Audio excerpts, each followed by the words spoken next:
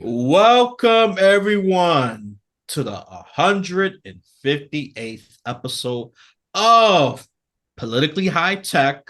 So, before I pre-derail this whole focus, I have a guest here. He is the third reoccurring guest, and trust me, this episode is gonna be totally different. But I will link the previous audio only episodes, episode 95.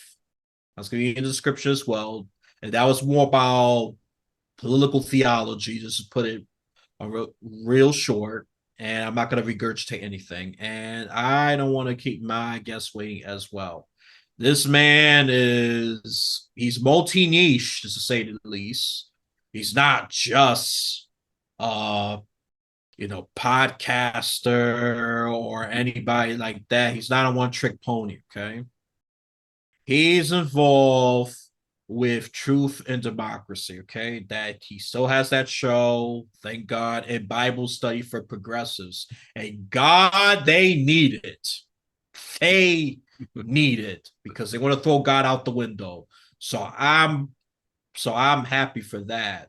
Me personally, I'm proudly biased. He's a author, attorney, activist, and a survivor of sexual abuse. So no, he was not raised no locked up gated community at Pleasantville, whatever state you want to insert in there.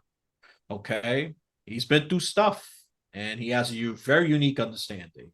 And yes, I am reading from the guest sheet. Sue me. He has a very unique understanding of the problem of male loneliness, which is on the rise, and some people on the left has recognized. I got to give credit to one YouTuber, Shoe on Head. She recognizes that, and she's trying to help reduce male loneliness, sexlessness, and female promiscuity. Wow. Yeah, this is very timely to say the least. That's my honest opinion. And he's also diving into the red pills. What is this left leaning person diving into red pill? I personally think it's a good thing. You gotta reach across the aisle. Don't just stick to your little echo chamber that, oh yeah, Medicare for all, great, great, great. Or okay, Black Lives Matter, great, great, great. No, no, no, no. You gotta be involved and talk to people with different opinions. You'd be surprised.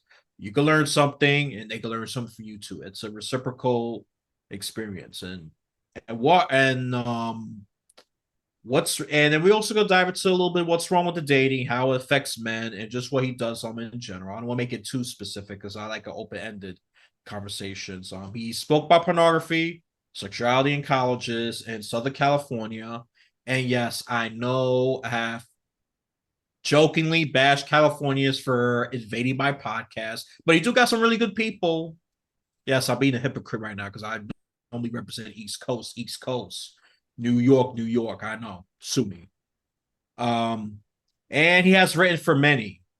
Okay, Los Angeles Daily Journal, LA Progressive, BuzzFlash. I thought that was BuzzFeed. I was going to bash BuzzFeed. I don't take them very seriously. They are our internet waste of space. Demcast and more. And he's all over the place. He's in rallies, churches. He's very involved. Seminars, public events, and online meetings. And then he also deals with global perspective on social issues. I'm not sure that's a book. Looks like it's a book cover. Um, Before he answers that, let's welcome Rich Procida. Sorry for the long introduction. Oh, no, that's great, Elias. Thank you for having me again. I really appreciate being on your podcast. And I look forward to telling people about the changes that I'm going through as I grow and learn new things. And sometimes I transition from one thing to another. And I think there's some reason for this transition here right now, given that I think this is the main issue. And this is a big issue. The upcoming. I think this issue is going to be very relevant in the near future because some of the statistics say that 45% of women are going to be childless and alone by 2030. So this is not just affecting men; it's also affecting women. And we say we want to equality between the sexes, but what we really need to do is actually consider what that means. And rather than, and I'm still into propaganda. That's one thing that is an important framework around which I see how people are affected by the propaganda that they consume, so that they could have like a negative reaction to just a couple words like red pill that can set people off. Just those two words. And when you really, but when you dive into it, you find out that it's not what they're telling you it is. It's strange, but we get propaganda, it's not right. The people become surprised at what we're talking about. They don't know what they say. They think it's going to be one thing because that's what the media has sold them, and it's another thing. But also, I'm sure there's some red pill shows out there that are pretty horrible that call themselves red pill, and I'm sure some red pills have become just code for conservative, radical, right. But what it was originally from the movie The Matrix. You remember that movie where you take the red pill, if or he could take the blue pill, and the blue pill would put him back into the matrix. He wouldn't know what was really happening in the world, but the red pill would allow him to see what was really happening. And the red pill was not designed just to be a conservative thing, I don't think. I think it was more to talk about women's nature. Now, it has conservatism sort of embedded into it because it's really about evolutionary psychology and behavioralism.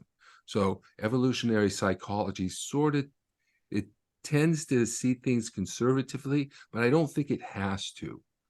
But the also the audience, you have to figure out that there's also a propaganda component to this, that the audience of men that they're reaching, just the conservative must just fit in with that. And so, but when I do things, sometimes I cross lines. I do things that are put things together that people don't think should be put together. And I think this nonpartisan red pill men's group that I'm running, and you can register for our next meeting. We're talking on November 5th at 2:00, a Sunday. We're having a show on power in relationships, basically power between the genders. And what we're doing is we're reading a red pill founder, I guess, or somebody who really is highly respected in the red pill community, Rollo Tomasso's book, The Rational Male. And we just had a show called The Soulmate Myth. So, and people come and they come to argue with me sometimes, but they really don't know what we're talking about because they've been fed these misinformation or disinformation through the media about what they're really talking about. And what we're really talking about, at least on the nonpartisan red pill men's group, is women, relationships, dating, sexuality, politics in a nonpartisan manner without all the right-wing crap. And that's the focus of that, because I think men really are needing help now. And we've been taught wrong. Both sexes have been taught wrong. And our relationships, the institutions of marriage and dating, are archaic. And they're based on a time when women were essentially dependents. And yet women want traditional relationships, and yet they want equality.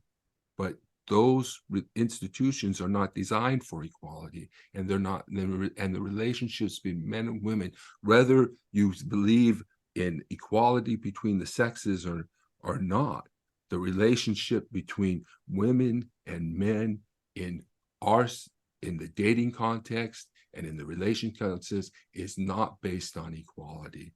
It's based on inequality.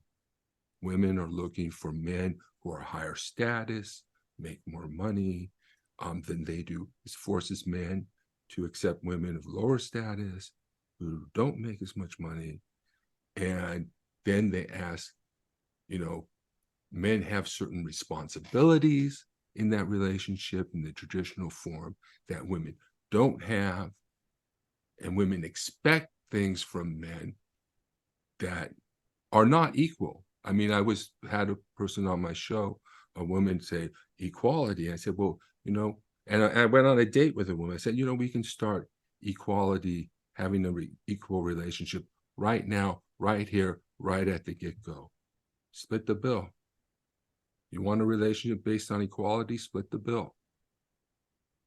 If we want to really talk about equality, we have to think about what that means and whether women actually want it or not, because it seems like what they want is equality when it benefits them and inequality when it benefits them.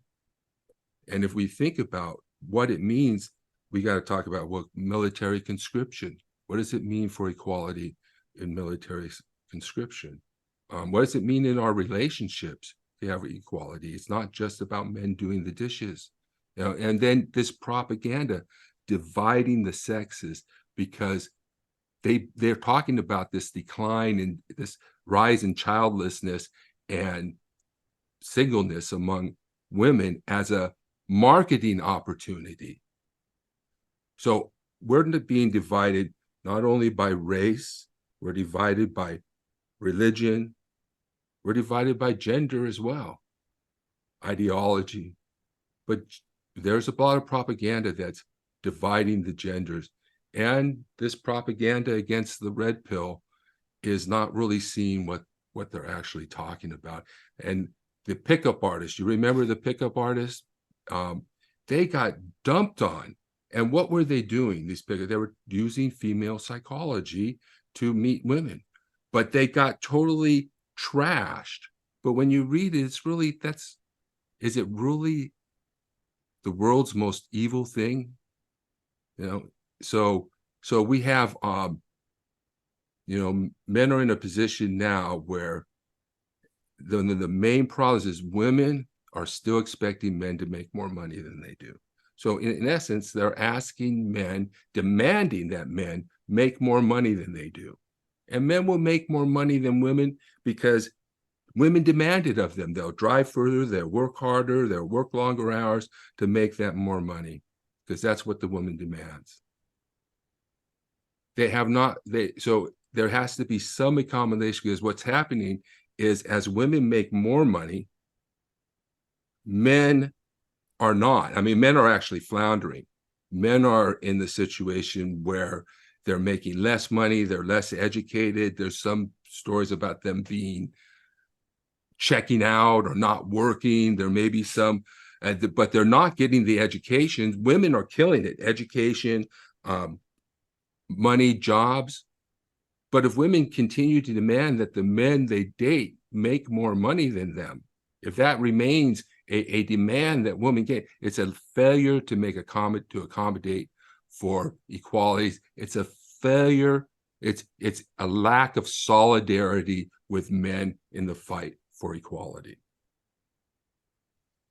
Right. So Actually, yeah. Go ahead, Elias. Yeah, no, I just want to ask just a couple of questions because you're raising some very, very interesting points. And also, is there any other dates besides November 5th for any men's group that you know of, or that's to be decided? Well, this is going to be a monthly meeting.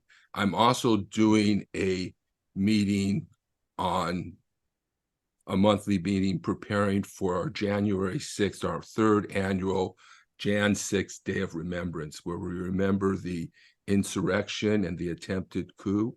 And we want to make people and keep people aware of that. And so that's one thing we're doing. I just got an email today. I'm going to have somebody from Free Speech. I forget the name of the group, but they're going to be coming, but I'm still working on that one. So, but right now we're doing that. We're trying to build something, and we just started these groups, and we just started the book. So we're doing these monthly meetings. I'm recording them. I'm putting out a podcast. And so we're trying to build something here, trying to see something that catches on, because quite frankly, the truth and democracy thing has not been something that's caught on.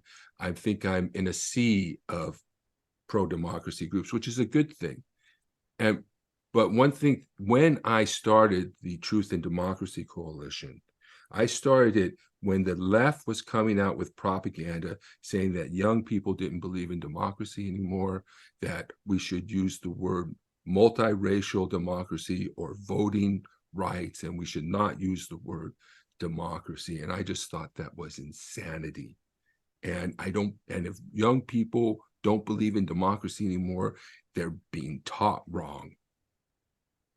So, I made this Truth and Democracy Coalition because I wanted that word democracy to be used, and eventually I think I won with that. And so now everybody's doing democracy. And so one reason for a little bit of a transition here is that everybody's doing democracy, which is a good thing. I hope I've been a part of making that. And now I'm moving to something that is really becoming a big issue. Male sex, 30% of young men are sexless. Young women go through a period of rabid sexual, activity in their 20s. Their value is high, and one of the things that has been shown by the dating apps is that a lot of the women find the men in the dating apps unattractive, most of them. They're all going for the top 1% in the case of Tinder, top 20% at best, top 5%. That's really maybe you get some action. 80% of the guys are getting nothing. And so the women are out there complaining about the hookup culture that they have created because they are having sex with the men they choose to have sex with, which happen to be the men that other women are having sex with too, because women like men who have options. They want to know another woman wants the man. There's a competition anxiety, but they're in competition for this small group of men, and the rest of the men are invisible to them. And they think, oh, these men, they never want to settle. Oh, all they want is sex. But, what are these women doing, right? They're trying to get the hottest, richest, most high value guy they can. And yeah, he slips through your fingers because he's got a lot of options. So this is sort of like a competition, but they blame men for being not wanting to commit. They want to say you're afraid of commitment or commitment phobic, but really what you are is not commitment foolish.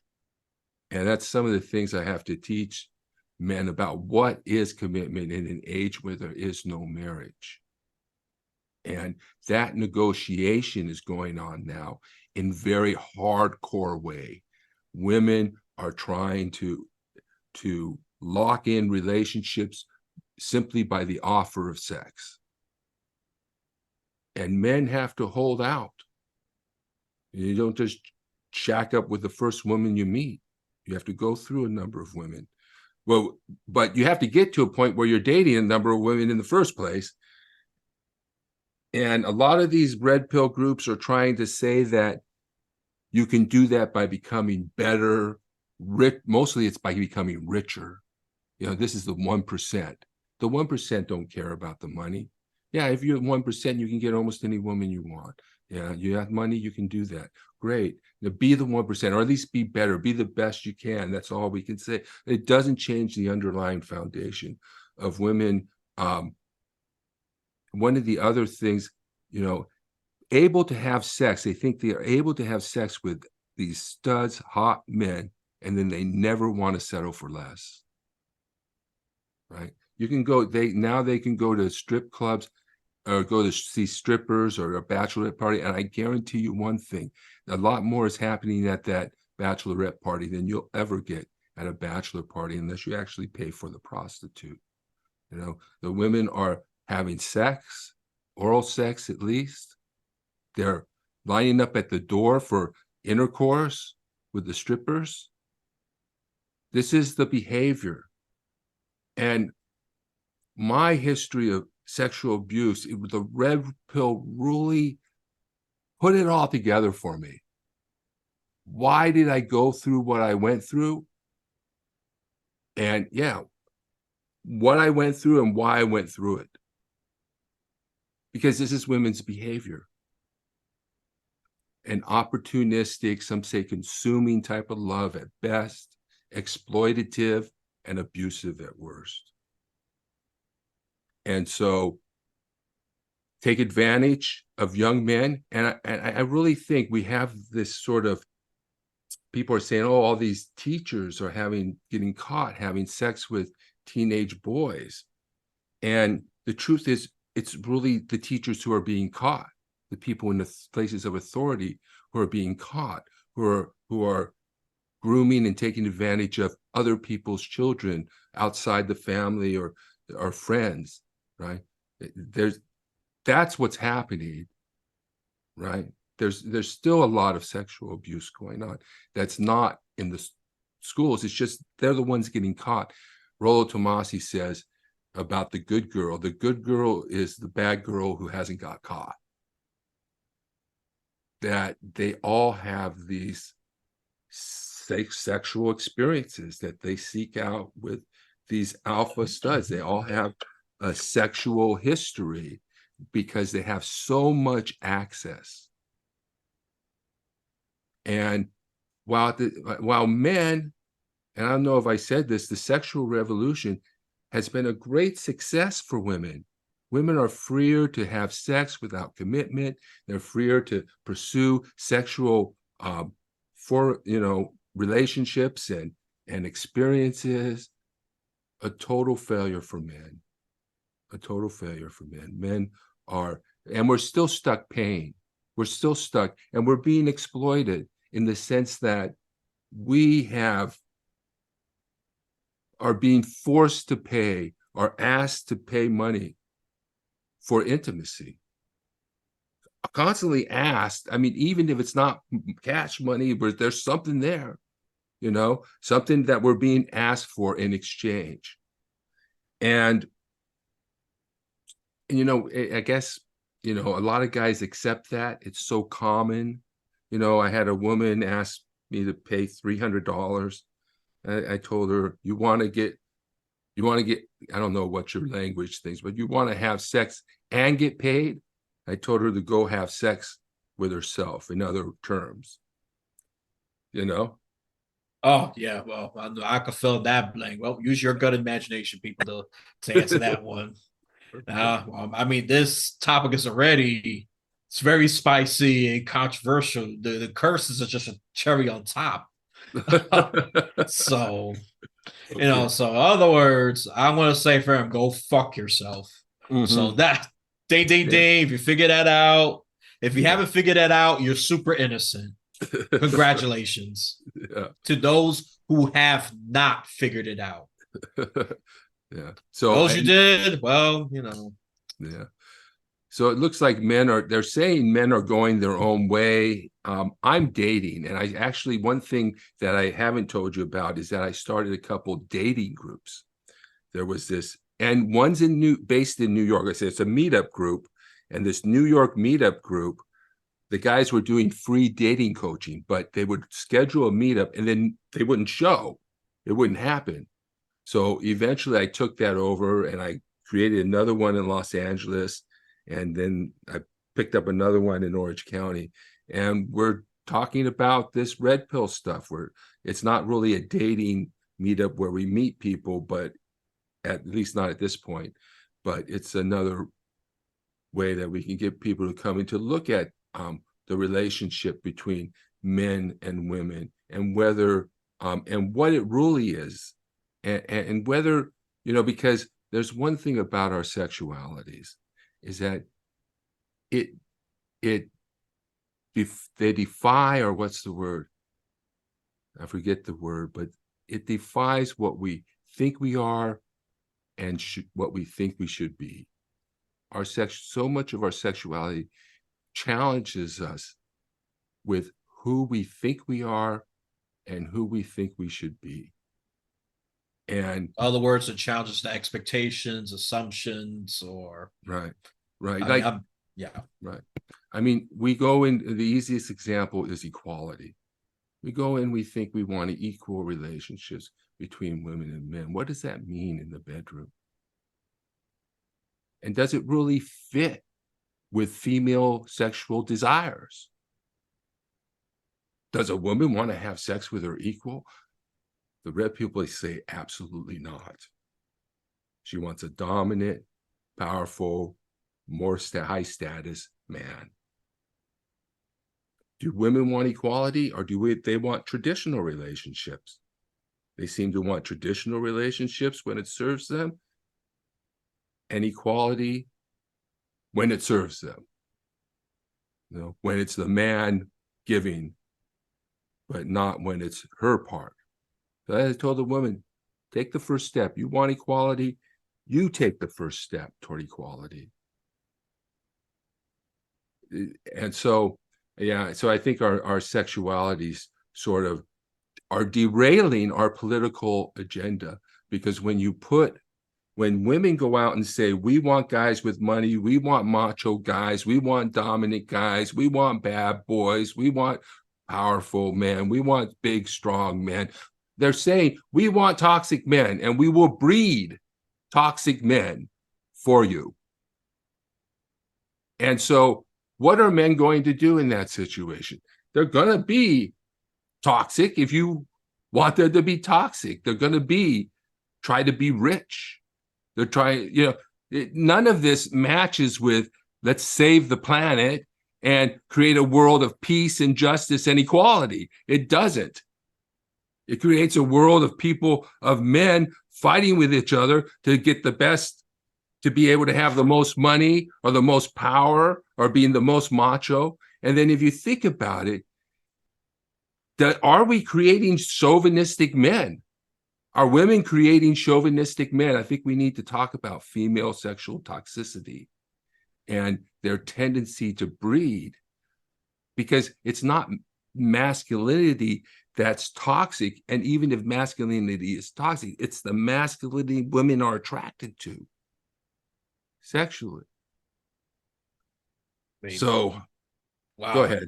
You said you say a lot of profound things, and like I said, you're the third person to at least focus on gender relations. You're for this season. I mean, I already have the previous two. One was more on the empathetic, balanced approach. So there's some relations right there. And the other one was definitely alpha traditional approach. Mm-hmm. So my list is going to decide which one is the best one to deal with these gender-based issues. I never intended this to happen, people. I never intended it. It just happened this way. I am not conspiring anything. I am not gathering an army of super steroid, ultra toxic, sexually active PPs that just want to impregnate every single woman that they see and find. Nope. That might go right here. If you still think that, you're insane. I don't care if you're a he or she or if you mix of the two, whatever you identify as. So audience, a little question to you is, you don't have to answer right away, especially after this episode is done. Which gender specialist, I'm just going to say it that way, I'm going to lean towards? One more towards the empathy, balance, the other one towards alpha, traditional, or this option that is very, very, very nuanced. Definitely not traditional. One could even call it true equality, true progressive relationships. Well, it's up to the guests to debate with that label. I don't want to misrepresent him anyway, so